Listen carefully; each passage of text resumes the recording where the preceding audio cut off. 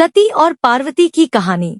माता सती को ही पार्वती, दुर्गा, काली, गौरी, उमा, जगदम्बा, गिरिजा, अम्बे, शेराम वाली, शैलपुत्री, पहाड़ा वाली, चामुंडा, तुलजा, अंबिका आदि नामों से जाना जाता है। इनकी कहानी बहुत ही रहस्यमय है। यह किसी एक जन्म की कहानी नहीं, कई जन्मों और कई रूपों की कहानी है। देवी भागवत पुराण में माता के 18 रूपों का वर्णन मिलता है। हालांकि 9 दुर्गा और 10 महाविद्याओं, कुल 19 के वर्णन को पढ़कर लगता है कि उनमें से कुछ माता की बहनें थीं और कुछ का संबंध माता के अगले जन्म से है। जैसे पार्वती, कात्यायनी अगले जन्म की कहानी है, तो तारा माता की बहन थी।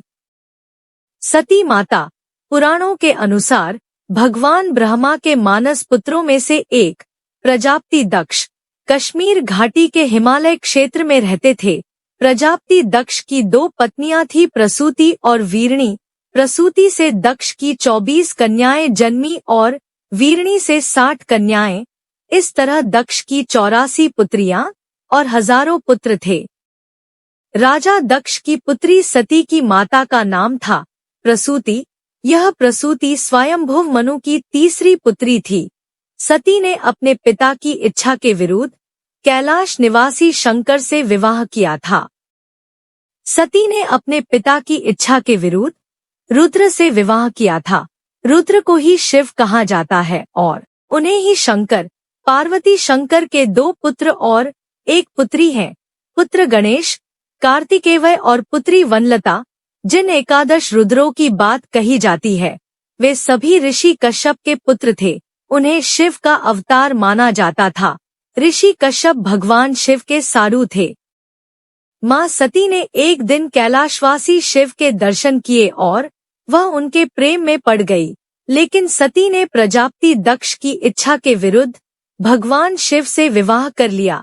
दक्ष इस विवाह से संतुष्ट नहीं थे, क्योंकि सती ने अपनी मर्जी से एक ऐसे व्यक्ति से विवाह किया था जिसकी वेशभूषा और शक्ल दक्ष को कतई पसंद नहीं थी और जो अनार्य था। दक्ष ने एक विराट यज्ञ का आयोजन किया, लेकिन उन्होंने अपने दामाद और पुत्री को यज्ञ में आने का निमंत्रण नहीं भेजा। फिर भी सती अपने पिता के यज्ञ में पहुंच गई, लेकिन दक्ष ने पुत्री के आने पर उपेक्षा का भाव प्रकट किया और शिव के विषय में सती के सामने ही अपमानजनक बातें कही। सती के लिए अपने पति के विषय में अपमानजनक बातें सुनना हृदय विदारक और घोर अपमानजनक था। यह सब वह बर्दाश्त नहीं कर पाई और इस अपमान की कुंठावश उन्होंने वहीं यज्ञ कुंड में आत्मदाह कर अपने प्राण त्याग दिए। सती को दर्द इस बात का भी था कि वह अपने पति के मना करने के बावजूद इस यज्ञ में चली आई थी और अपने 10 शक्तिशाली, 10 महाविद्या रूप बताकर डराकर पति शिव को इस बात के लिए विवश कर दिया था कि उन्हें सती को वहां जाने की आज्ञा देनी पड़ी। पति के प्रति खुद के द्वारा किए गया ऐसा व्यवहार और पिता द्वारा पति का किया गया अपमान सती बर्दाश्त नहीं कर पाई और यज्ञ कुंड में आत्मदाह कर लिया। बस यहीं से सती के शक्ति बनने की कहानी शुरू होती है। दुखी हो गए शिव। यह खबर सुनते ही शिव ने वीरभद्र को भेजा, जिसने दक्ष का सिर काट दिया। इसके बाद दुखी होकर सती के शरीर को अपने सिर पर धारण कर शिव ने तांडव नृत्य किया। पृथ्वी समेत तीनों लोकों को व्याकुल देखकर भगवान विष्णु ने अपने सुदर्शन चक्र द्वारा सती के शरीर के टुकड़े करने शुरू कर दिए। शक्तिपीठ। इस तरह सती के शरीर का जो हिस्सा और धारण किए आभूषण जहाँ जहाँ गिरे वहाँ वहाँ शक्तिपीठ अस्तित्व में आ गए।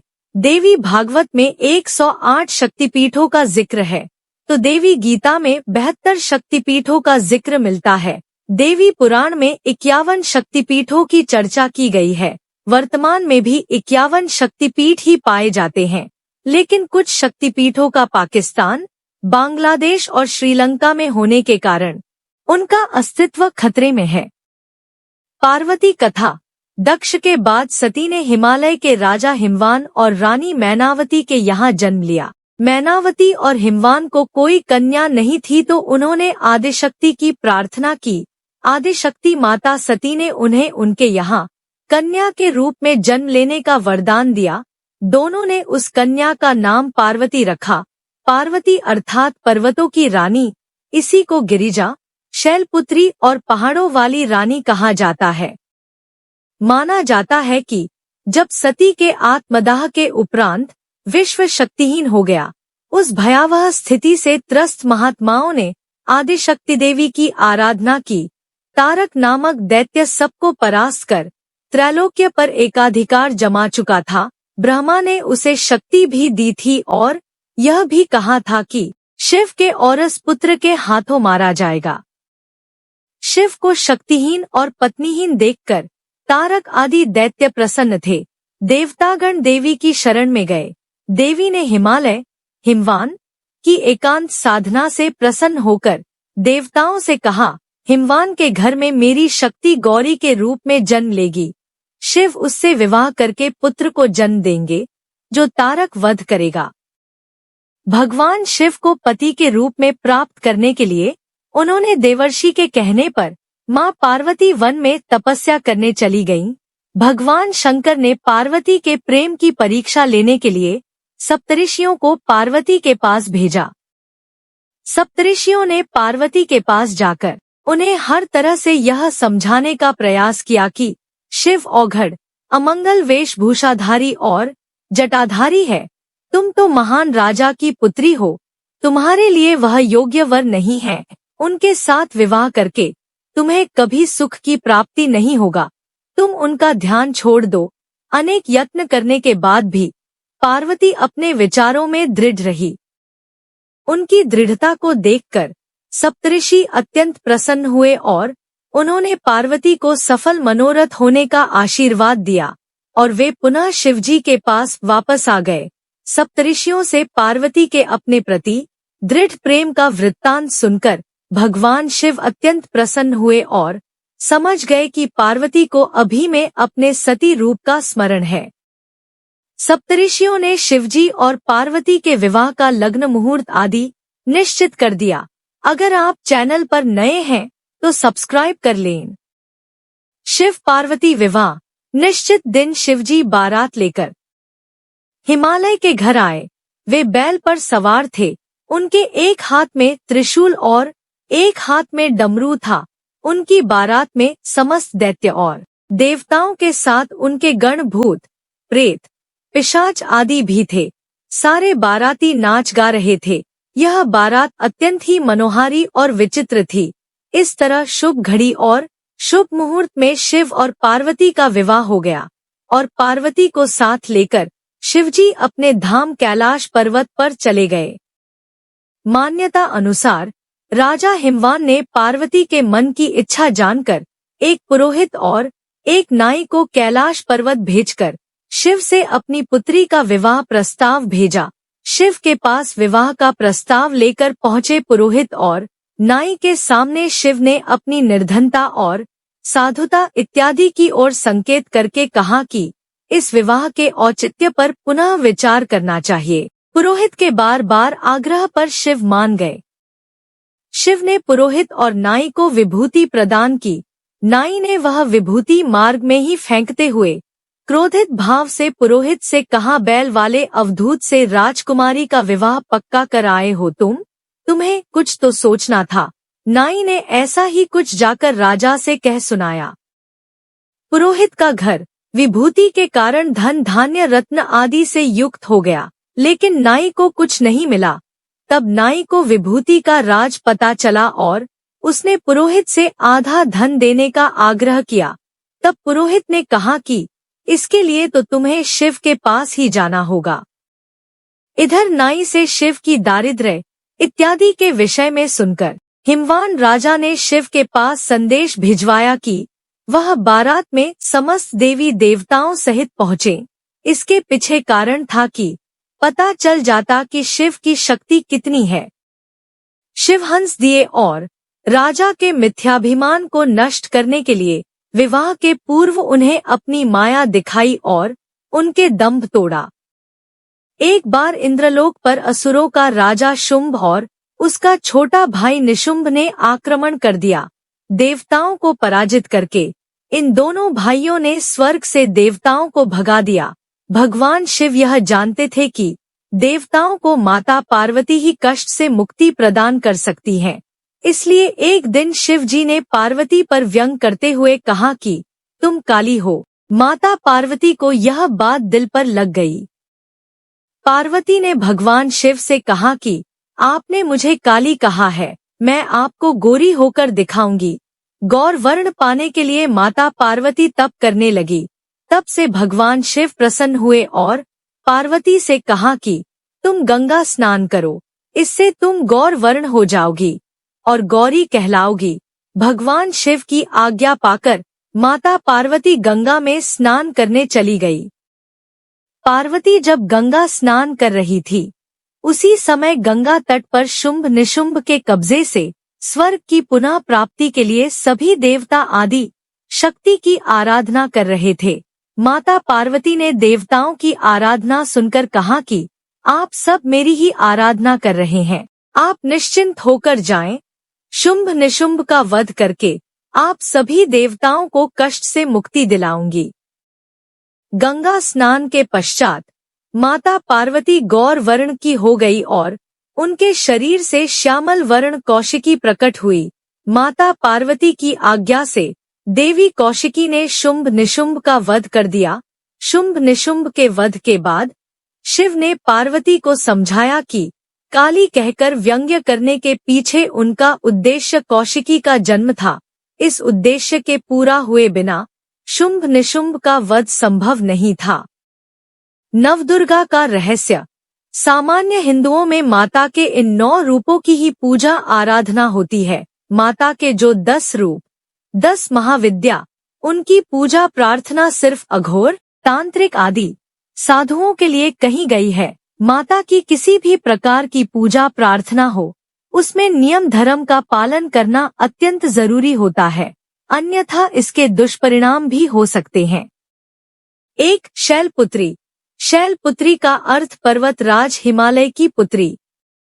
2. ब्रह्मचारिणी। ब्रह्मचारिणी अर्थात जब उन्होंने तपश्चर्या द्वारा शिव को पाया था।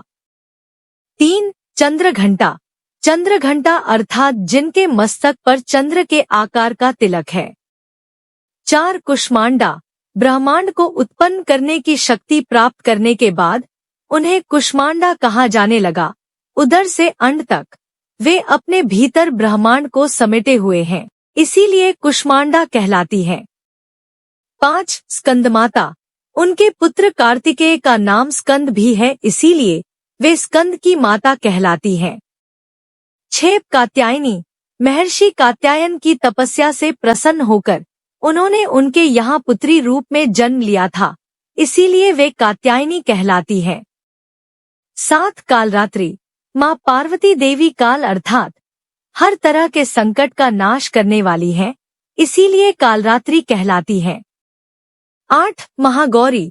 माता का वर्ण पूर्णतः गौर अर्थात गौरा है, इसीलिए वे महागौरी कहलाती है। 9. सिद्धिदात्री। जो भक्त पूर्णतः उन्हीं के प्रति समर्पित रहता है, उसे वे हर प्रकार की सिद्धि दे देती हैं, इसीलिए उन्हें सिद्धिदात्री कहा जाता है। 10 महाविद्या। अघोर पंथ, नाथ पंथ, शक्त पंथ और तांत्रिकों के पंथ में माता के ये 10 रूप प्रचलित हैं। ये लोग माता के निम्न 10 रूपों की ही पूजा और आराधना करते हैं। यह सभी शैव और शाक्त पंथियों की माता है। 1. काली।